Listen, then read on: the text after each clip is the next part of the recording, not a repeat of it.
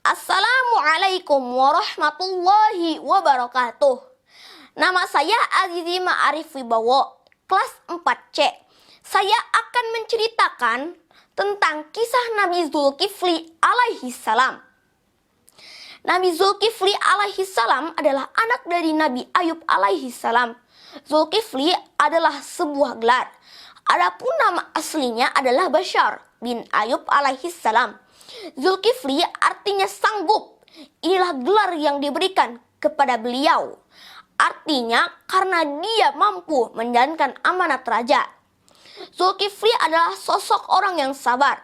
Sifat terpujinya itu pun bahkan diabadikan dalam Al-Quran surat Al-Anbiya ayat 85 sampai 86.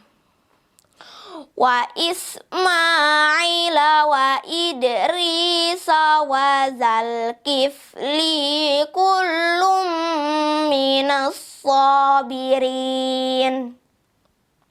yang artinya, dan ingatlah kisah Ismail, Idris, dan Zulkifli. Mereka semua termasuk orang-orang yang sabar. Surat Al-Anbiya ayat 85.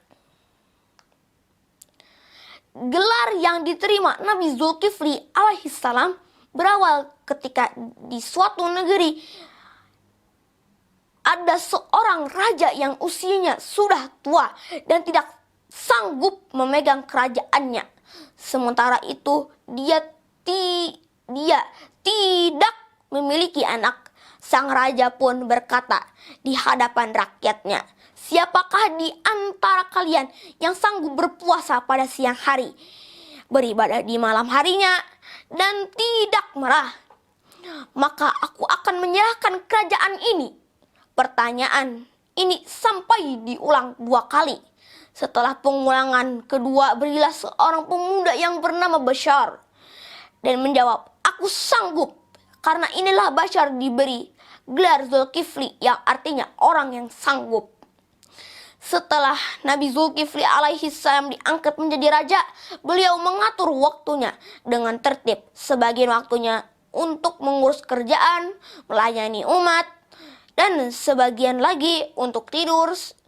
Siang harinya untuk berpuasa, dan malam harinya beribadah kepada Allah Subhanahu wa Ta'ala. Pada suatu masa terjadilah perperangan di negeri itu dengan orang-orang yang durhaka kepada Allah Subhanahu wa Ta'ala. Raja memerintahkan agar seluruh rakyatnya maju ke medan perang. Karena tetapi rakyatnya membangkang, mereka berkata, "Hai Raja, kami takut berperang karena kami masih senang hidup di dunia. Dan jika engkau meminta kepada Allah untuk menjamin hidup kami, barulah kami siap bertempur." Mendengar jawaban dari rakyatnya, Nabi Zulkifli alaihi salam tidak serta-merta marah. Beliau bersabar dan berdoa kepada Allah Subhanahu wa Ta'ala. "Ya Allah, aku telah menyampaikan risalah Engkau kepada mereka, menyuruh mereka berperang, namun mereka enggan dan membangkang akan perintah kami. Mereka mengajukan permintaan sebagai syarat."